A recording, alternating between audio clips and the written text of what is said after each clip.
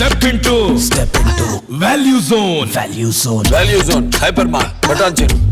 So ఇప్పుడు ఈ అప్పుల లెక్కలకి సంబంధించిన మీరు చేస్తున్నటువంటి విమర్శ 1.5 కోట్లు అప్పులు ఉన్నాయి ఇవన్నీ ఏ విధంగా దాన్ని జస్టిఫై చేసుకుంటారు మీరు? 1.5 కోట్లు ఆల్రెడీ ఆన్ పేపర్ ఇవాళ సింగరేణికే 29,000 కోట్లు ఇవ్వాలండి పవర్.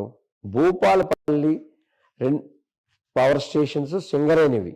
ఎంతైనా అది వేరే సంస్థ, అది ఎలక్ట్రిసిటీ బోర్డు కాదు కదా, అది ఒక కార్పొరేషన్.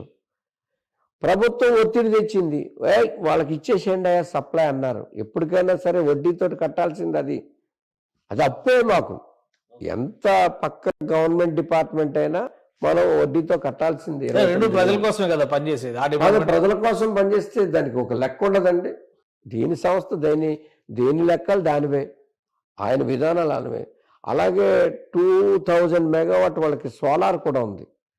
దాన్ని కూడా ఎనర్జీ అంతా దీన్ని తీసుకునేవాళ్ళు.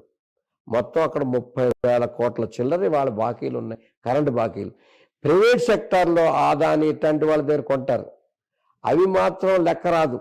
ఎందుకు రాదంటే వాళ్ళు 21 రోజుల్లో పేమెంట్లు కాకపోతే జప్తు చేస్తారు.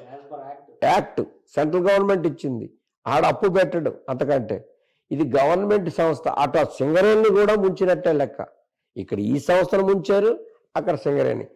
ఎందుకు ముంచాడు? కరెంటుగా ప్రజలకే ఇచ్చాడు కదయ్యా మీరు అంటారు. ఇదంతా ఏంటంటే ఇంటికి కొత్త అల్లుడు వస్తే ఎలా చూస్తారు? అప్పో సప్పో చేసి ఆయన ఆడంబరంగా చూస్తారు. ఎప్పుడైతే కరెంట్ అనేది కిరణ్ కుమార్ రెడ్డి గారు అంధకారం అవుతుంది అన్నాడో ఆ స్లోగన్ నేను తీసుకొని కరెంటు విషయంలో ఇలాంటి శ్రద్ధ తీసుకున్నాడు.